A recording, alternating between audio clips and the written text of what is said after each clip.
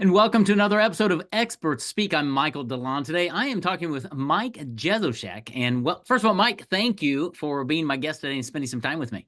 Yeah, thanks for having me. I'm super excited. Hey, you are welcome. It's going to be a fun conversation because Mike helps business owners save money on taxes.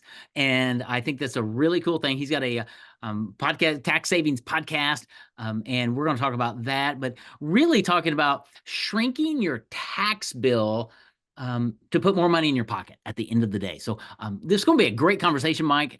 And as we get started, tell me, how in the world did you get doing what you're doing today?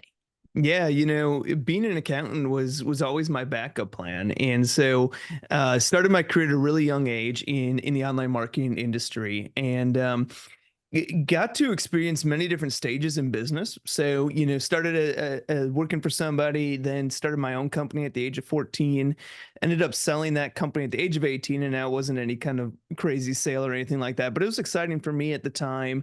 And then got deeper into online marketing and got into a partnership where there were 7 partners that we were all really good at different things in this online marketing space. But because of that, we were trying to pull one company into kind of 7 different directions, what each of us was good at. And at that company, I ran the finance side of it. So while all this was going on, I was going to college, and I said, well, I think an accounting degree would be something that always enjoyed, the finance side of business. And hey, if this whole marketing thing doesn't work out, I think that being an accountant is a very good secondary option for me. So went to school, got my CPA, and really wasn't using it in any regular purposes. But when I was within this company that we decided that the partners wanted to go different ways, I made that a decision back in 2013 to go out and start my own accounting firm. And when I started this accounting firm, the industry that I was in was very younger generation, very kind of forward thinking. Everybody worked virtually. And so I liked that approach. And so I took that approach to the accounting world. And, back in 2013, everyone's heard of virtual accounting and working from home and all that nowadays. But back in 2013, that wasn't very common. So, having a virtual accounting firm was something new at that time. And so started out just doing bookkeeping type services and was referring out tax work, and started to run into some tax problems of my own, but also ran into issues where when clients would come to us and ask a tax question, how do I hire my kids in my business? Or what's the strategy around hiring my kids in my business? We would always hit roadblocks. So we'd talk to accountants and they'd say, well, it depends, or I need to know this, this, and this, and we could never get straight to the answer. And what I saw myself doing, and what I also saw other small business owners doing, is saying, okay, like this just seems like too much work. I can't get a straight answer, so I'm just not going to do it because it doesn't seem like it's going to be worth it for me. And so it was at that time that I kind of got approached to saying, okay, I'm going to focus more on this tax side and focus more on this tax planning and understanding these strategies and how do I implement it and everything from there. And so ended up bringing kind of tax into my practice, and things were going good. And I was never a podcast person. I didn't listen to podcasts. I was never on podcasts. But I had a team member that said, hey, you're doing these YouTube videos about these tax strategies. Why don't we start a podcast? And again, I was like, I don't know podcasting. So what we ended up doing was taking a couple of YouTube videos that we had and threw it on a podcasting platform and called it the Small Business Tax Savings Podcast, and didn't do anything. Let it sit there. And about 6 months later, had some people reaching out to us, said, hey, I heard your podcast, really like what you're doing. How do I work with you? And so that was kind of that light bulb moment of saying, oh, what we're doing, or what, this information that we at least had out there, these little 2 or 3 episodes out there, potentially brought there was some need in the industry. And so it was at that point that I went doing a weekly episodes, very, very consistent with the podcast. And that was about 6 years ago now. And really kind of fell in love with this idea of teaching small business tax strategies, taking a strategy that I know it depends. And when we talk about taxes, it does depend. But the core root and concept of a strategy is the same for everybody about 90% of the way. So this idea of hiring your kids is going to be the same for you and me about 90% of the strategy. How do we do it? What do we need to do right? And we're going to tweak it that last 10% to say, oh, you have kids this age and you're in this industry. that part depends. But so that was kind of my mission, to get out there and say, okay, how do I get business owners 90% of the way there? Wow. And really fell in love with this idea of podcasting and training at a mass level. Ended up selling the majority stake in my accounting firm. And now my 100% focus is podcasting. And we also have a software that we just recently created that teaches training strategies. So roundabout way to get there, but came from an online marketing industry. Accounting was my backup plan, and now here I am as a profession of just teaching tax strategies. Yeah, that's really cool. I like that because a lot of times you'll get it just the opposite way, right? Somebody's an accountant and they understand that, and then they eventually start their own company and things. But you Yeah. did it backwards, which I think is good. So let's dive in and talk because you're right. A lot of these tax strategies um, are we hear about them, right? And it sounds like this wonderful, amazing thing that the Rockefellers do, and oh my goodness, I should be doing it. But then we hit all these roadblocks, whether it's hiring kids or can I take my office off because I work from home, and all of these questions that as business owners we should be employing these strategies when it makes sense. They're all legal. It's all in the code, but I don't have the time, the interest. I need a good person like you to guide me and direct me and make it simple because unfortunately most accountants, CPAs don't either like it, they don't know it, and they don't want to deal with it. And so Mhm. I think there's um a friction there. Talk about that and in what you've seen in business owners who have struggled with it, and then you work with them and they're like, oh, we can do that, right? Talk about that.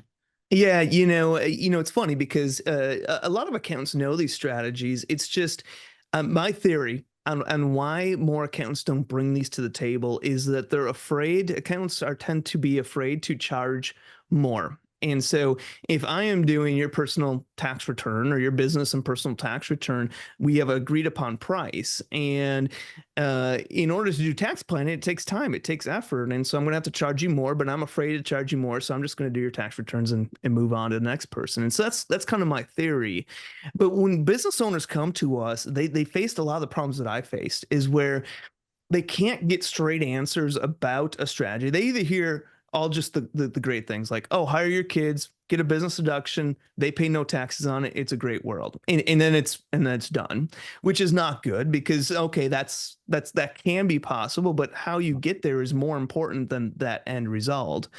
So they either hear just very brief TikTok 60-second clips about how great these things are, or they get pushed down a rabbit hole where we said that, it depends. Like, okay, how do I hire my kids? Well, I need to know this, this, this, and this. And then Right. once I know that, then I'm going to go down this route. And this whole concept of hiring your kids now to the business owner is like, that seems like a lot of work. Is it even worth it? And, is it even possible? And so then they just say, well, I'm not going to deal with it. And so really kind of when people find our podcast, they find that we take a complex subject and break it down into pieces that are easy to understand and really understand, okay, if I do want to hire my kids, here are the things I need to know about. Here's how I need to do it correctly and some of the, strategy and how to dot my I's, cross my T's. And then I do need to do some research for that 10%, that last little bit that is specific to me. Because if I have an 8-year-old and a 12-year-old and I'm in a podcasting industry, that hiring them is going to look a lot different than that person that owns a landscaping business with a 15 and a 17-year-old. And so there is that strategy where then we're tweaking it for those little bit of pieces. But how can I get business owners 90% of the way there where they understand the strategy, they understand what they need to do, but now they just need to put in those last finaling touches. And so that's a lot of what we find when we talk to business owners is they've been able to finally get over that hurdle and understand, okay, I know the strategy. I know what I need to do. It's just put in a little bit of time, a little bit of effort now to actually make that work.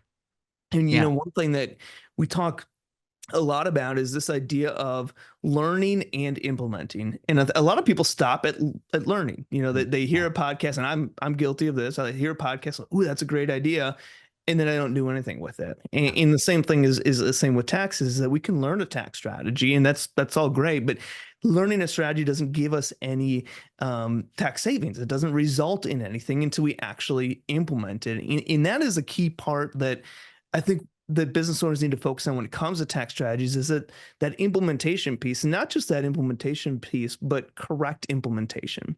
Because you mentioned something like a home office deduction in the tax code specifically laid out, but someone can take the home office deduction, implement it incorrectly, and actually make that strategy illegal. And Right. so it's understanding, okay, what is the strategy? And then how do I correctly implement it to ensure that I'm dotting my I's, crossing my T's, and doing it in a legal way? Yeah, because I don't want to go to jail, man. And Yeah.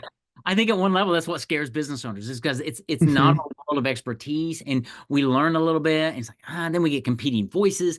And I love how you've talked about on the podcast. You talk about things, so somebody could actually listen to your podcast. I'm envisioning here, right? Around hiring kids. Let's just stay there because that's just easy. And that Yep. you might have 4 or 5 different episodes on it and just talking about it and go, okay, all right, I got it. I'm going to do a little bit of research, but I think I'm now equipped to take that next step. I've got enough behind me. I'll work with my CPA or whatever. So is that really the impetus here? Because you're not, yeah, you're wanting people to you're trying to educate people and help them with implementation. Talk about the software that you've got. What's that about? How does that play into everything? Yeah, exactly. And ultimately my mission is to just bring awareness out there, to so those people that hit those roadblocks of they reach out to their accountant and hit that it depends roadblock and then just stop and move forward without doing that strategy. My goal is saying let's get past that. And so our podcast is exactly that. People can take everything that we talk about, implement a strategy and run with it, take it to their accountant, do those last button pieces, button it up, and then they're good to go. But what I oftentimes found out was that people were either self-preparing, so they didn't have that accountant to go through to button up those last different pieces, or they were working with an accountant that didn't even understand the strategy. So we talk about hiring the kids accounts, like, I don't know, I wouldn't do it. That's just a TikTok fad. Don't worry about it. And then they're sitting at that roadblock again. And so we decided to start a software that kind of allows us, and it's more of software as a service, so it Mhm. allows us to get people that rest of the way, that final 10%. And so basically what it does is, we take do deep diving into the training, so look at the strategies that we talk about on our podcast, but now we provide templates, we provide workbooks, guides, different things that will help that implementation process. So if we look at hiring our kids, what do we need as part of that process? We need, to track time. We need a job description. We need to know what your kids are doing. There's different steps that we need to follow. And as part of our software, we provide those tools and those resources for them Mhm. so that they can correctly implement these strategies. And then we're also any one part of our software, it has unlimited access to our team for tax questions, implementation questions, whatever it might be. They have unlimited messaging access to our team, and we do an annual one-on-one consultation with them. So the idea behind this, the software, is to get people that fully step of the way. Where we can get them that not just that 90%, but let's go to that 100%. How can we help them do that? And also, a way that someone can, hey, I've worked with an accountant for 20 years, 30 years. I love them. They know me. They know my family. I trust them. They just don't do tax planning. And so we oftentimes come in as that tax strategy arm to someone's team. So they have a tax preparer, and I would never say leave your tax preparer just because they don't know tax planning. I would say find a tax strategist that can help you implement these, and then work with that someone you like and trust and have known for so long. That's totally fine. And so oftentimes we come in as a software piece, as that tax strategist part of the team Yeah. that just kind of completes that full savings picture. That's very cool. That's really cool because the picture that was in my mind as you were describing all of that is so many times I think business owners are at oh dare I say at the mercy of their accountant, their CPA, because well you have the CPA, you know, and I don't. I just think whereas what you're doing is you're educating that business owner to go, okay, no, I think I've got enough confidence to understand this one little element here. Let's work together. I'm not going to fire my CPA. I just want to work with them. But if they're not equipped or desirous to do that, then you've got the software that can help, and you've got the team there that they can have access to say, no, I really do want to move down this road because there are great benefits of putting more dollars in my pocket versus Uncle Sam's. And there are a lot of legal strategies. We've talked about one today, really, the hiring the kids. I mean, there are just numerous little strategies out there. I'm sure you cover them on your podcast. That would be a great place for people to start the process. Hmm. Don't just listen, don't just learn, take action, implement, and take that next step so that you can actually generate more revenue for your family, more profit for your family. It's already there. You don't have to go get more clients. It's there. You can just harvest that profit when you properly implement some of these tax strategies. Is that a fair summary? Yeah, and that last point that you said there is, I think, very important because when we talk to business owners, a lot of times that business owners don't focus on tax savings because they don't think there's enough juice there, that's worth the squeeze, or they don't think they even qualify. A lot of people think, well, you got to be a millionaire, you got to be making $1 million a year to save taxes, and that's simply not the case. And so a lot of times when we're working and talking with small business owners, it's just helping them understand what's available to them. But then the problem that we also see that the business find out is that there's so much information out there.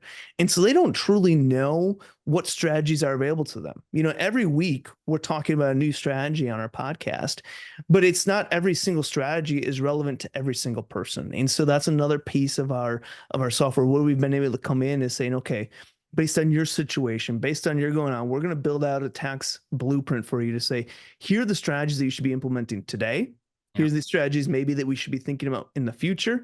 And maybe here are some strategies you already implemented in creating that roadmap of saying, okay, now I have a much more directed area of saying, okay, I need to hire my kids. I need to do the home office. I need to go do this. I need to, whatever it might be is going down that path. But, to that last point that you mentioned, so many business owners don't focus on it, and they say, well, I'm going to put an advertising campaign in, or I'm going to cut costs, or I'm going to do this to help my business grow, or to put more money in my pocket. And we say, well, that's good, and we should be doing that in our business. But when you put an advertising campaign out, or you do start email marketing, or whatever it might be, there's no guaranteed results. We can help, and that's good stuff to do in your business.